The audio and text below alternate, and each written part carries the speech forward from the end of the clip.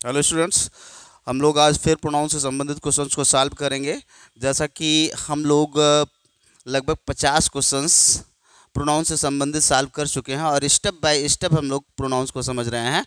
अभी तक हम लोगों ने पर्सनल प्रोनाउंस को पढ़ा था, उसके बाद में एम्फैटिक प्रोनाउंस अभी नहीं पढ़ा गया है, उसके बाद में आ गया था डिस्ट्रीब्यूटिव प्रोनाउंस, और उसके बाद में हम लोग पढ़ रहे हैं डिस्ट्रीब्यूटिव प्रोनाउंस के बाद में हम लोग पढ़ रहे हैं इंडेफिनिट प्रोनाउन। और इंडेफिनिट प्रोनाउन से संबंधित क्वेश्चंस कैसे पूछे जाते हैं, उन उनसे संबंधित कुछ क्वेश्चंस को यहाँ पे हम लोग आज सॉल्व करेंगे। देखते हैं बेटा, हमारा पहला क्वेश्चन कैसा है। माई कोट इज ब्लैक, मेरा कोट ब्लैक है। Yours is a white. यहाँ पे हम देख के आ रहे हैं कि एक क्लास यहाँ पे है और दूसरा क्लास हमारा क्या है, ये है। हमें देखना क्या है कि सब्जेक्ट के स्थान पर क्या मिला हुआ है, इस पर चर्चा की जा चुकी है। अगर हमें सब्जेक्ट के स्थान पे प्रोनाउन का प्रयोग करना है तो या तो नॉमिनेटिव केस के प्रोनाउन का प्रयोग किया जाएगा या पजेसिव केस के प्रोनाउन का प्रयोग किया जाएगा। पजेसिव केस के एडजेक्टिव का प्रयोग नहीं किया जाता है। यहाँ पे ये सही है, पजेसिव केस का प्रोनाउन यूज किया गया है। योर्स इज अ वाइट, तुम्हारा एक सफ़ेद है। ये गलत है, ये स्ट्रक्चर गलत है। आप वाइट के बाद में या तो हमें कोट का प्रयोग करना चाहिए, तो हम यहाँ पे क्या लिख देते हैं, कोट। लेकिन दिक्कत क्या है कि एक ही सेंटेंस में रिपीटेशन ऑफ नाउन को हमारे ग्रामरियन हमको अलाउ नहीं करते हैं। तो इसके लिए हमारे ग्रामरियन ने व्यवस्था क्या किया है बेटा, कि अगर सेम सेंटेंस में सेम नाउन को रिपीट करना होता है तो उसके लिए हम किसका प्रयोग कर देते हैं, वन का प्रयोग कर देते हैं। अब सेंटेंस आपका जाकर के सही हुआ। माई कोट इज ब्लैक, मेरा कोट ब्लैक है। Yours is a white one, और तुम्हारा वाला सफ़ेद है। क्योंकि किसकी बात की जा रही है, मेरे कोट की बात की जा रही है और तुम्हारे कोट की बात की जा रही है। अगर हम कोट को हटा देंगे ना तो ये क्लियर ही नहीं होगा कि किससे तुलना की जा रही है, किसकी बात की जा रही है। तो किसकी किसकी बात हो रही है मेरे कोट की और तुम्हारे कोट की। तो अगर वन को रख दिया जाएगा तो ये क्लियर हो जाएगा कि बात किसकी की जा रही है, मेरे कोट की बात की जा रही है और तुम्हारे वाले कोट की बात की जा रही है। अगर वन नहीं हटाएंगे ना तो हो सकता है कुत्ते की बात की जा रही है, मेरा ब्लैक, मेरा कोट ब्लैक और तुम्हारा कुत्ता सफ़ेद है, लेकिन होगा नहीं। किसकी बात की जा रही है, दोनों सेंटेंसेस में कोट की बात की जा रही है। तो दोबारा जब कोट हमें नहीं लिखना है, एक ही सेंटेंस में repetition of noun is completely ban, तो हमें करना क्या है कि वहां पे वन का प्रयोग कर देते हैं। एक चीज ध्यान देना चाहिए बेटा कि अगर जिसकी बात की जा रही है, एक ही नाउन को ये दो बार बात की जा रही है, तो देखना क्या है कि जैसे कहा जाए, देखना क्या है, अगर पजेसिव एडजेक्टिव के बाद में या फिर किसी भी डिमॉन्स्ट्रेटिव एडजेक्टिव के बाद में जिसकी बात की जा रही है और उसी चीज को दोबारा रिपीट नहीं करना है तो हम वन का प्रयोग करते हैं। लेकिन अगर ये सिंगुलर नंबर में जिसकी बात की जा रही है और फिर उसी की बात हमें अगर करना है तो हम सिंगुलर नंबर में करेंगे। जैसे एग्जाम्पल देख लीजिए, जैसे ये कहा जाए, this this pen is red, whereas where sorry where फिर सेंटेंस में गलती हो रही है भाई, where as that is I am extremely sorry भाई, यहाँ पे रेड का प्रयोग करना चाहिए था, हमने रीड लिख दिया था। रेड कई दिन के बाद में मार्कर को उठाया गया। Whereas that is black. अब यहाँ पे बात किसकी की जा रही कि यह पेन लाल है जबकि वह ब्लैक है। जबकि होना क्या चाहिए, हमें यह बताना है कि यह पेन रेड है और वह पेन सफ़ेद है या ब्लैक है, काला है। तो हमें करना क्या है कि यहाँ पे दैट का ही प्रयोग अगर करेंगे तो सेंटेंस हमारा क्या हो जाएगा, गलत हो जाएगा। होना क्या चाहिए, हम यहाँ पे क्या लगा दें, दैट वन लगा दें, तब सेंटेंस हमारा सही हो जाएगा। क्योंकि पेन का प्रयोग हम कर सकते हैं, लेकिन दिक्कत क्या है कि एक ही सेंटेंस में दो बार पेन का प्रयोग करने की इजाज़त हमको नहीं मिलती है, तो हमें वन का प्रयोग करना चाहिए। मान लीजिए, थोड़ी देर के लिए मान लीजिए, अगर जिसकी तुलना की जा रही है वो पजेसिव केस में है और वो प्लूरल नंबर में, जैसे ये कहा जाए, दीज बनानास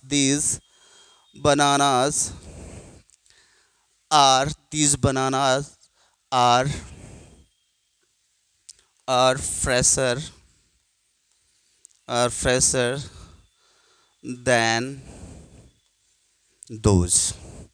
ये बनानास उन बनानास से फ्रेशर हैं, ज़्यादा ताज़े हैं। तो हमें करना क्या है कि यहाँ पे बनानास किस केस में आया है, पजेसिव केस में आया है, और इसके पहले क्या मिल रहा है, डिमॉन्स्ट्रेटिव एडजेक्टिव, जो कि प्लूरल डिमॉन्स्ट्रेटिव एडजेक्टिव है। तो हम देख क्या रहे हैं कि तुलना कैसे हो रही कि यह बनानास, ये केले उनसे फ्रेश हैं, लेकिन ये क्लियर नहीं हो रहा है कि किससे ज़्यादा फ्रेश हैं।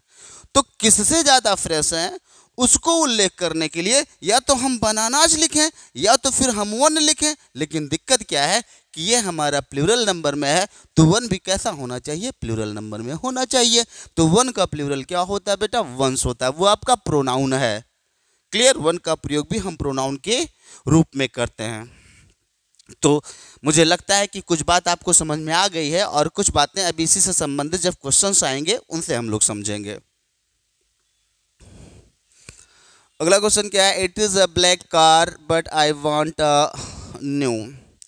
It is a black car, इसका अर्थ क्या हुआ, यहाँ पे ये इंट्रोडक्टरी सब्जेक्ट का काम कर रहा है, सॉरी डमी सब्जेक्ट का काम कर रहा है, जहाँ पे इट का कोई शाब्दिक अर्थ नहीं है। इसका मतलब है कि ब्लैक कार है, जबकि मैं क्या चाहता हूँ, एक नई कार चाहता हूँ। दिक्कत क्या है, यहाँ पे ब्लैक कार की बात होनी चाहिए और किसकी बात होनी चाहिए, नई कार की बात होनी चाहिए, या नई सफ़ेद कार की बात होनी चाहिए, कुछ भी की बात होनी चाहिए। तो यहाँ पे जिसकी बात की जा रही है, तो यहाँ पर भी दूसरे पार्ट में भी किसकी बात होनी चाहिए, इसी कार की बात होनी चाहिए। तो यहाँ पे न्यू कार लिख दें तब भी सेंटेंस हमारा सही हो जाएगा, या अ न्यू वाइट कार लिख देंगे तब भी हमारा सेंटेंस सही हो जाएगा, लेकिन कार आना चाहिए। दिक्कत क्या है, कार का प्रयोग पहले किया जा चुका है। तो हमारा रूल क्या कहता है कि अगर कार का प्रयोग किया जा चुका है, अगर जिसकी चर्चा की जा चुकी है उसी को दोबारा यूज करना, तो उसके लिए हमें किसका प्रयोग करना चाहिए, वन का प्रयोग करना चाहिए, या फिर हम किसका प्रयोग करें, वंस का प्रयोग करें। हम वन का ही प्रयोग करेंगे, क्योंकि जिसका जिक्र किया जा चुका है पहली बार, वो सिंगुलर नंबर में है, तो उसी का दोबारा जिक्र करने के लिए हमें किसका प्रयोग करना होगा, वन का प्रयोग करना होगा। अगर ये होता कि दे आर ब्लैक कार्स, तब यहाँ पे क्या हो जाता, न्यू कार्स हो जाता, अभी हट जाता, न्यू कार्स हो जाता। लेकिन फिर कार को दोबारा लिखना नहीं है, तो हम कार्स की जगह पे क्या लिख देते हैं, वंस का प्रयोग कर देते हैं। अगला sentence, one can rise in life only when one puts forth one's best, not only for himself but also for others. देखिएगा, one can rise in life, एक व्यक्ति जीवन में उठ सकता है, डेवलप कर सकता है, केवल तभी जब एक व्यक्ति उत्पन्न करता है या प्रस्तुत करता है अपना best. Not only for himself, केवल स्वयं के लिए नहीं, बट आल्सो फॉर अदर्स, दूसरों के लिए भी। तो यहाँ पे वन का पजेसिव केस बनाने के लिए हिमसेल्फ का प्रयोग नहीं किया जाएगा, किसका प्रयोग किया जाना चाहिए, वनसेल्फ का प्रयोग न करके यहाँ पे हिमसेल्फ का प्रयोग किया गया, जो कि गलत है। होना क्या चाहिए, यहाँ पे सब्जेक्ट हमारा क्या है, वन है।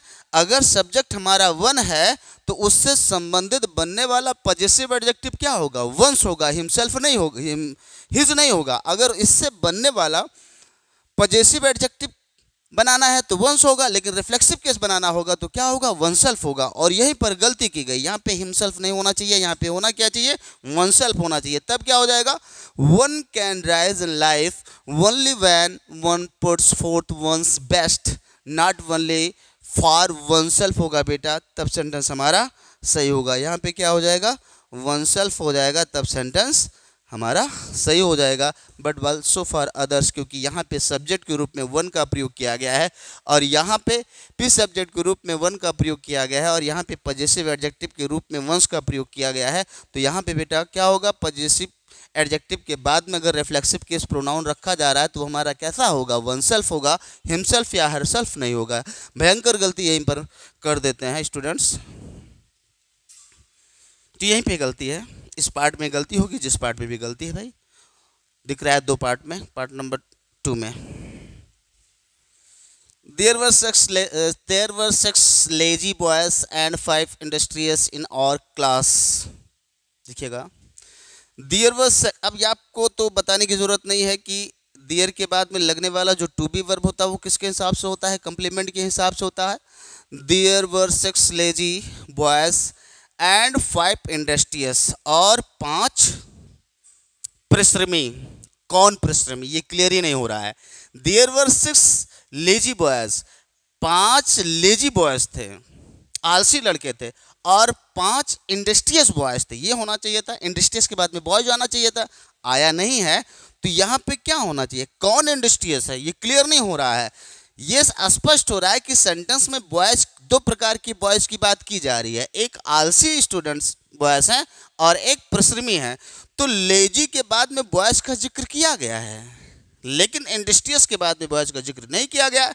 तो एक रूल हमारा ये कहता है कि हम बॉयज को यहाँ पे लिख दें, लेकिन रूल हमारा क्या करता है, दोबारा यही बताया जाता है कि सेम सब्जेक्ट को, सॉरी सेम नाउन को इस सेम सेंटेंस में दोबारा प्रयोग न किया जाए तो सबसे अच्छा है। तो इसके लिए हमारे ग्रामरियन ने हमको सुविधा क्या दिया है कि अगर सिंगुलर का प्रयोग करना है तो वन का प्रयोग करिए, और अगर प्लूरल आपका नाउन है तो उसके लिए वंस का प्रयोग करिए। तो 5 इंडस्ट्रियस, 5 क्या है, प्लूरल नंबर, प्लूरल का भाव देता है ये 5। तो इसके बाद में आने वाला जो नाउन होगा वो कैसा होगा, बॉयज ही होगा। तो बॉयज को हम दोबारा लिख नहीं सकते हैं, तो यहाँ पे क्या होना चाहिए था, बॉयज के स्थान पे यहाँ पे हम वंस का प्रयोग कर देते तो सेंटेंस हमारा क्या हो जाता, सही हो जाता।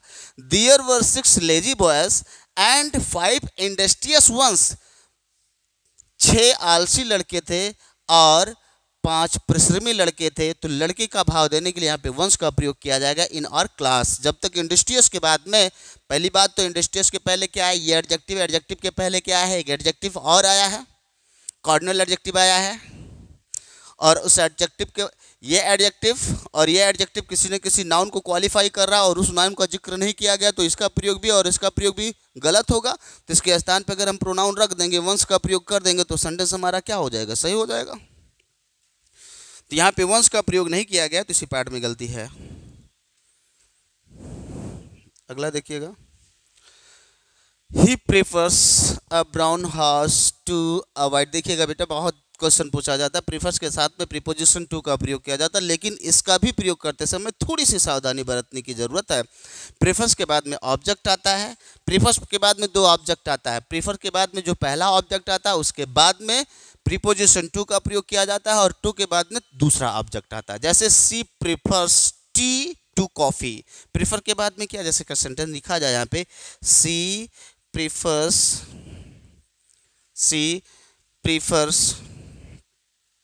T to coffee. यहाँ पे देखिए प्रीफर्स हमारा क्या है, वर्ब है, और इस वर्ब के बाद में पहला ऑब्जेक्ट आया है और दूसरा ऑब्जेक्ट कॉफ़ी आया है, और दोनों ऑब्जेक्ट के बीच में प्रीपोजिशन कहाँ रखा जाता है, दोनों के बीच में रखा जाता है। इस चीज़ को दिमाग में बना के रखिएगा। चलिए आगे बढ़ते हैं, क्योंकि ऐसे क्वेश्चन पूछे जाते हैं। ही प्रीफर्स अ ब्राउन हॉर्स, वह ब्राउन हॉर्स को पसंद करता है, एक भूरे घोड़े को पसंद करता है, किसकी अपेक्षा, अ वाइट हॉर्स होना चाहिए ना। यहाँ पे क्या किया जा रहा है, तुलना किया जा रहा है, एक भूरे घोड़े की तुलना एक सफ़ेद घोड़े से की जानी चाहिए, क्योंकि तुलना का जो होता है, जो तुलना किया जाता है वो समान चीज़ों में तुलना किया जाता है ज़्यादातर। तो हम देखते क्या है कि यहाँ पे अ ब्राउन हॉर्स की तुलना एक वाइट हॉर्स से करना है, तो यहाँ पे हम किसका प्रयोग कर देंगे, वन का प्रयोग कर देंगे, तो सेंटेंस हमारा क्या हो जाएगा, सही हो जाएगा। अगर हम वाइट के बाद में वन का प्रयोग नहीं करेंगे तो हमें ये पता ही नहीं लग रहा है कि वह किसको, घोड़े की अपेक्षा, भूरे घोड़े की अपेक्षा वो एक सफ़ेद किस चीज़ को पसंद करता है। तो अगर हम वन लिख देंगे तो ये क्लियर हो जाएगा कि वन किसके स्थान पे आया है, हॉर्स के स्थान पर आया है, और हॉर्स चूंकि सिंगुलर है तो यहाँ पे वन का प्रयोग किया गया है। तो होना क्या चाहिए, ही प्रीफर्स अ ब्राउन हॉर्स, वो एक ब्राउन हॉर्स को ज़्यादा पसंद करता है अपेक्षाकृत एक सफ़ेद हॉर्स के। तो यहाँ पे होगा क्या, वन का प्रयोग किया जाएगा। और दोबारा हम हॉर्स को लिख नहीं सकते, एक ही सेंटेंस में सेम नाउन का रिपीटेशन से जितना अच्छा है उतना बचा जाए, जितना कर सके हम उतना बचे। Their dog died but they plan to get another. यहाँ पे एक नाउन दिया गया है डॉग, ये किस केस में है? पजेसिव केस में है, जिसको एक पजेसिव एडजेक्टिव क्वालिफाई कर रहा है। उनका कुत्ता मर गया था, बट लेकिन दे प्लान, वो प्लान बनाते हैं टू गेट, लेने के लिए, अनदर, अनदर के बाद में क्या नहीं आ रहा है, पता नहीं क्या दूसरा लेने का प्लान कर रहे हैं। तो कुत्ता मरा है तो कुत्ता ही खरीदेंगे, गाय नहीं खरीदेंगे। तो यहाँ पे क्या लिख देंगे? डॉग। तो डॉग को एक ही सेंटेंस में रिपीट करने से बेहतर हम क्या लिख देंगे यहाँ पे? वन। हो क्या जाएगा? देयर डॉग डाइड, उनका कुत्ता मर गया था। बट दे प्लान, उन्होंने प्लान करते हैं टू गेट अनदर वन, दूसरे किसी दूसरे कुत्ते को लेने का प्लान बनाते हैं। अगर वन यहाँ पे नहीं लिखा जाएगा ना तो क्लियर ही नहीं होगा कि किसकी बात की जा रही, किसको दूसरा लेने की विचार कर रहे हैं, इसका पता नहीं लग पाएगा। तो चीज़ें क्लियर होनी चाहिए। तो क्लियर करने के लिए यहाँ पे हम वन का प्रयोग करेंगे। हाँ, अगर डॉग्स होता तो यहाँ पे किसका प्रयोग कर दिया जाता? वंस का प्रयोग कर दिया जाता। माई ट्राउजर्स आर टर्न, सो देखो बेटा यहाँ पे बताया गया, जब नाउन पढ़ाते समय बताया गया था कि अगर सेम मटेरियल से कोई वस्तु दो पार्ट का बना हो तो सदैव प्लूरल नंबर में यूज किया जाता है। ट्राउजर्स के दो पार्ट्स होते हैं और उनका जो मटेरियल होता है सेम होता है, और ऐसे नाउन के बाद में यस का प्रयोग किया जाता है और इसके साथ में लगने वाला जो वर्ब है वो प्लूरल ही होता है। तो यहाँ तक तो सेंटेंस आपका सही है। माई ट्राउजर्स आर टर्न, मेरा ट्राउजर्स फटा हुआ है, सो आई नीड, इसलिए मुझे आवश्यकता है सम न्यू, वन का प्रयोग सही है। ट्राउजर्स अगर प्लूरल नंबर में होता है तो जब दूसरा ट्राउजर्स खरीदेंगे तो भी तो प्लूरल नंबर में होना चाहिए। तो होना क्या चाहिए? माई ट्राउजर्स आर टर्न, मेरा ट्राउजर्स फटा हुआ है, सो आई नीड, इसलिए मुझे आवश्यकता है सम न्यू। वन तो लिख दिया गया है, वन लिख दिया गया, संकेत कर दिया गया, लेकिन अब आप इसकी तुलना कर लीजिए। तो होना क्या चाहिए? ये वंस होना चाहिए, क्योंकि ये प्लूरल नंबर में जिसकी बात की जा रही है। दोबारा इसी ट्राउजर्स को यहाँ पे लिखना होगा, उससे बेहतर है कि हम वन या वंस का प्रयोग कर देंगे। चूंकि ये प्लूरल नंबर में है तो यहाँ पे किसका प्रयोग किया जाना चाहिए? वंस का प्रयोग किया जाना चाहिए। तो इस पार्ट में गलती है।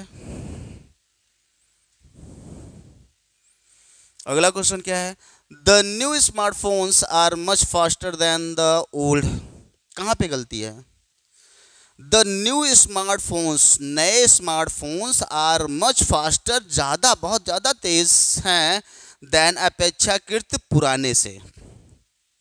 तो यहाँ पे क्या किया जाना चाहिए? वो क्या, किस पुराने से ज़्यादा तेज हैं? फोन ही से तो होंगे। यहाँ पे तुलना किया जा रहा है, स्मार्टफोन, नए स्मार्टफोन की तुलना पुराने स्मार्टफोन से की जा रही है। तो यहाँ पे हम क्या लगा देंगे? वंस का प्रयोग कर देंगे। नहीं तो यहाँ पे क्या होना चाहिए? The new smartphones are much faster than the old phones होना चाहिए। चूंकि फ़ोन यहाँ पे कैसा है? प्लूरल नंबर में, तो दोबारा यहाँ पे फोन्स का हम प्रयोग करते, और जब फ़ोन का हम प्रयोग करते तो गलती क्या हो जाता है? यही गलती हो जाता। तो होना क्या चाहिए यहाँ पे? वंस का, हम फोन्स का प्रयोग ना करके हम वन या वंस का प्रयोग करेंगे। चूंकि ये प्लूरल नंबर में तो हम वन को प्लूरल नंबर बनाएंगे तो क्या हो जाएगा? वंस हो जाएगा। यहीं पे गलती है। सेंटेंस अगला देखिए, These mangoes are not as fresh as those, देखिए यहाँ पे मैंगोज की तुलना, इन मैंगोज की तुलना किसी दूसरे मैंगोज से की जा रही है ना। तो यहाँ पर जिसकी तुलना की जा रही है वो प्लूरल नंबर में है, ठीक है, और दूसरे मैंगोज से की जा रही है, तो यहाँ पे भी मैंगोज प्लूरल नंबर में रहा होगा। फिर हम देखते क्या है कि सेम नाउन को दो बार रिपीट किया जा रहा है, इससे बेहतर है कि हम इस यहाँ पे किसका प्रयोग कर दें? वंस का प्रयोग कर दें। कई एग्जाम्पल हो गया वन वंस का, चूंकि ऐसे क्वेश्चंस पूछे जाते हैं इसलिए कई एग्जाम्पल्स या कई इस टाइप के क्वेश्चंस को बना करके लाया गया है।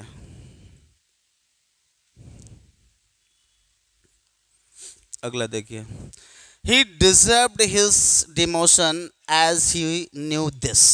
ये दिस की बात किया जाए, दिस आपका क्या होता है? ये डिमॉन्स्ट्रेटिव एडजेक्टिव होता है। डिमॉन्स्ट्रेटिव एडजेक्टिव की संख्या क्या कितनी होती है? 4 होती है, लेकिन आप 3 ही समझिए। दिस होता है, दैट होता है, दीज होता है, दोज होता है। प्रोनाउन पढ़ाते समय आप लोगों को बताया गया था कि इनका प्रयोग कहाँ पे किया जाता है? किसी की तरफ संकेत करने के लिए किया जाता है। इसका प्रयोग सिंगुलर नंबर नाउन के लिए किया जाता है, सिंगुलर नंबर नाउन के लिए किया जाता है, लेकिन ये सिंगुलर नंबर नाउन हमसे नियर होने चाहिए ना। और दैट का प्रयोग भी संकेत करने के लिए किया जाता है, और इसका प्रयोग भी किसके लिए किया जाता है? सिंगुलर नंबर नाउन के लिए किया जाता है, लेकिन उन नाउन के लिए किया जाता है जो हमसे दूर होते हैं। दीज का प्रयोग किया जाता है दोज का ऐसे प्लूरल नंबर नाउन के लिए यूज किया जाता है जो हमसे नियर होते हैं, नज़दीक होते हैं, नियर होता है। और दोज का प्रयोग ऐसे प्लूरल नंबर नाउन के लिए किया जाता है जो हमसे दूर रहते हैं। इस पर चर्चा की जा चुकी है। इसका प्रयोग कहाँ पे किया जाता है? दो जगह पे तो मुख्य रूप से किया जाता है। एक तो हमें संकेत करना होता है तब इनका प्रयोग करते हैं, दूसरी चीज़ किसी को इंट्रोड्यूस करना होता है तब, जैसे कहा जाए this is my cell phone, यहाँ पे सेल फोन को क्या किया जा रहा है? इंट्रोड्यूस करवाया जा रहा है। यहाँ पे हमें देखो इट और दिस में बहुत ज़्यादा कन्फ्यूजन होता है। इट का प्रयोग हम प्रोनाउन के रूप में करते हैं और दिस का भी प्रयोग हम प्रोनाउन के रूप में करते हैं। अंतर क्या है कि जहाँ पे इट का प्रयोग किया जाता है वहाँ पे दिस का प्रयोग नहीं किया जाता, और जहाँ पे दिस का प्रयोग किया जाता है वहाँ पे इट का प्रयोग नहीं किया जाता। अगर किसी व्यक्ति, वस्तु, जानवर इत्यादि को इंट्रोड्यूस करवाना होगा तो वहाँ पे हम दिस का ही प्रयोग करेंगे, इट का प्रयोग नहीं करेंगे। जैसे अगर ये कहा जाए दिस इज माई ब्रदर, यह मेरा भाई है, हम इंट्रोड्यूस करवा रहे हैं। अब दिस को हटा करके इट का प्रयोग कर देंगे तो सेंटेंस हमारा क्या हो जाएगा? गलत हो जाएगा। क्लियर? तो दिस का प्रयोग, दैट का प्रयोग, दिस का प्रयोग, दोज का प्रयोग हम किसी को इंट्रोड्यूस करवाने के लिए करते हैं, सिंगुलर नंबर नाउन या प्लूरल नंबर नाउन को। तो यहाँ पे दिया क्या गया? ही डिजर्व हिज डिमोशन, वह अपने डिमोशन को के पात्र था, वो अपने डिमोशन के पात्र था। एज ही न्यू दिस नहीं होगा, एज ही न्यू इट, इन सारी चीज़ों को वो जानता था। तो जो हमें यहाँ पे देखना क्या है? एक क्लॉज के स्थान पर हमें कोई प्रोनाउन रखना है, और क्लॉज हमारा क्या है? क्लॉज हमारा कैसा है? सिंगल है। तो सिंगल क्लॉज के लिए हम किसका प्रयोग करते हैं? इट का प्रयोग करते हैं। क्लियर? आगे देख लो। This is not difficult to know the real facts. This is not difficult, यहाँ पे दिस से किसी का इंट्रोड्यूस नहीं करवाया जा रहा है, दिस सब्जेक्ट से किसी भी चीज़ को इंट्रोड्यूस नहीं करवाया जा रहा है। दिस इज नॉट डिफिकल्ट, यह कठिन नहीं है। यहाँ पे होना क्या चाहिए? It is not difficult. Clear? It is not difficult. It का प्रयोग यहाँ पे डमी सब्जेक्ट के रूप में किया गया, जहाँ पे इट का कोई भी शाब्दिक अर्थ नहीं निकल रहा है। होना क्या चाहिए? कठिन है। क्या कठिन है? To know the real facts, real facts को जानना कठिन है। यहाँ पे इट का प्रयोग करना चाहिए। इट का प्रयोग जब डमी सब्जेक्ट के रूप में किया जाता है तो definitely it governs the verb but it does not give any meaning. It का कोई शाब्दिक अर्थ नहीं होता है। इसके अनुसार वर्ब का प्रयोग किया जाएगा, या तो वाज का प्रयोग किया जाएगा, या तो इज का प्रयोग किया जाएगा, या तो हैज का प्रयोग किया जाएगा।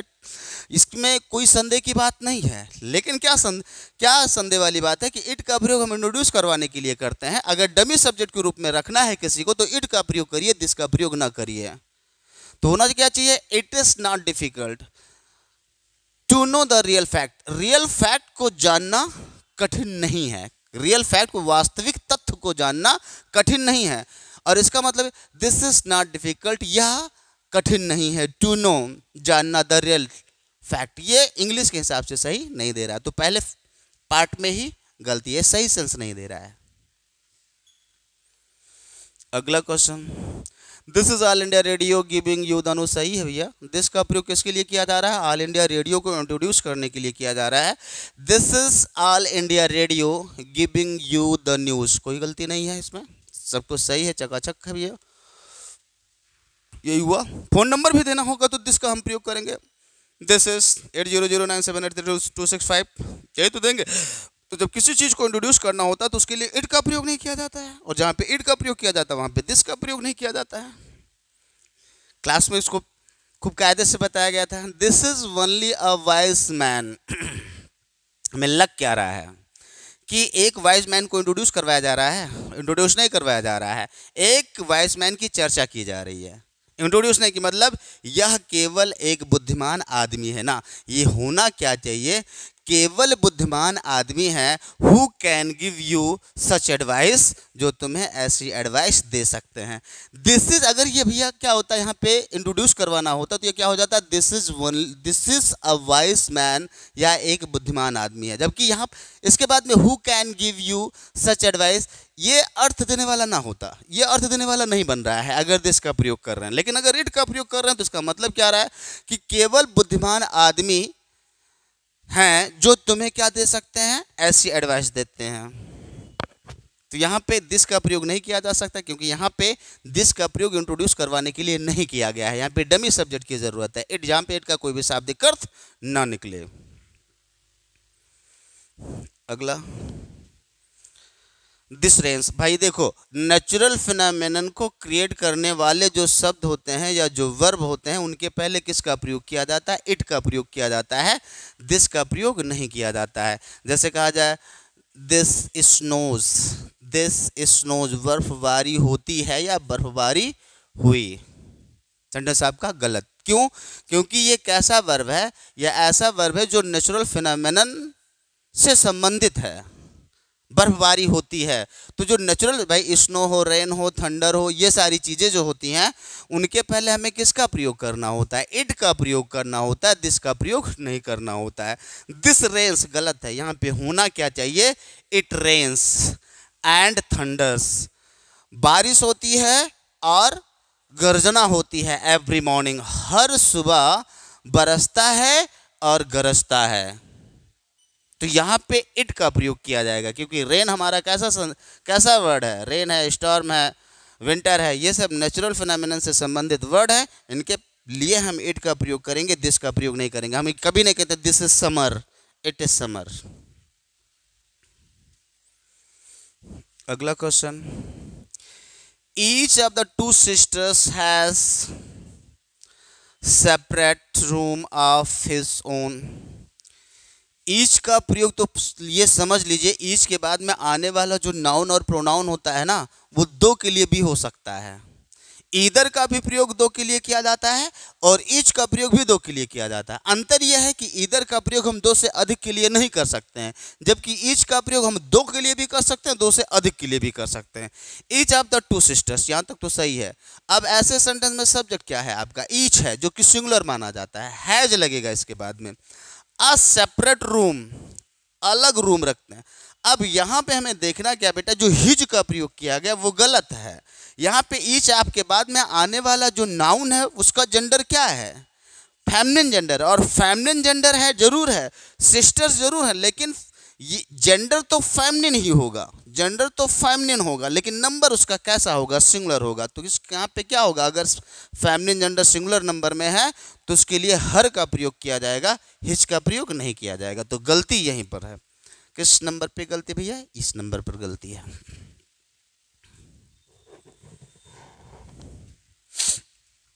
अगला question, anyone of 7 sons was not ready to look after their parents।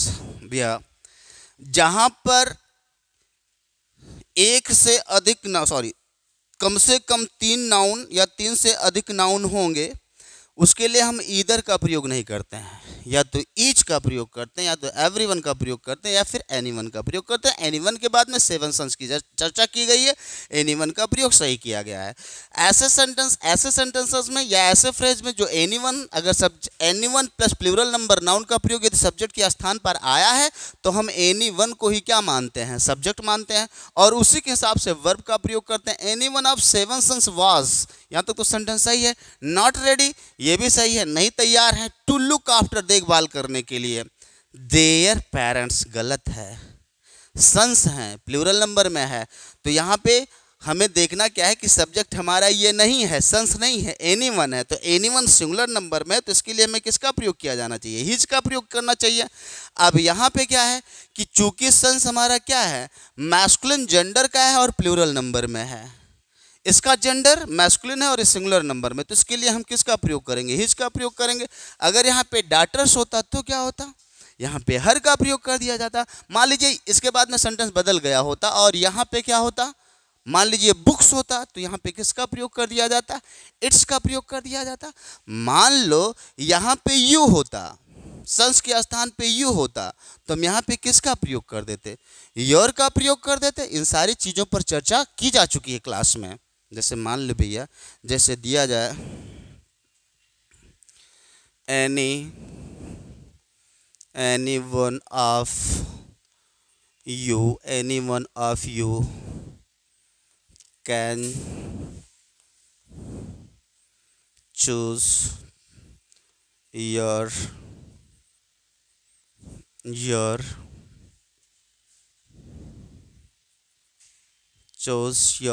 Your क्या लिखा जाए, योर प्रोफेशन। हम देख क्या रहे हैं, यहाँ पे यू आया है ना, एनीवन के बाद में ये जो यू आया है ये प्लूरल नंबर में है, और कितना है, 2 से अधिक हैं यू। तुम में से कोई भी अपना प्रोफेशन चुन सकता है। तो यहाँ पर जो पॉजेसिव एडजेक्टिव लगेगा वो उसके हिसाब से लगेगा, लेकिन ये सिंगुलर है। ये यू कैसा है, प्लूरल है, लेकिन ये यू किसके, योर किसके लिए लगा हुआ है, सिंगुलर यू के लिए लगा हुआ है। हमें पता है ना कि यू सिंगुलर भी होता है और यू प्लूरल भी होता है। अगर यहाँ पे ये हो जाता any one of them,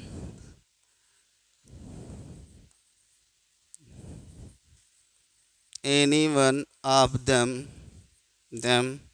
has not brought BROUGHT होगा बेटा, brought his टिफिन हो जाएगा, his टिफिन हो जाएगा। अब चाहे इसका जेंडर क्लियर हो चाहे ना क्लियर हो, बस इतना पता होना चाहिए कि मैन का प्रयोग व्यक्ति के लिए किया गया है, तो वहाँ पे क्या हो जाएगा, हिज हो जाएगा। लेकिन अगर कहीं से भी ये क्लियर होता है कि दम का प्रयोग महिलाओं के लिए किया गया, तो किसका प्रयोग कर दिया जाएगा, हर का प्रयोग कर दिया जाएगा।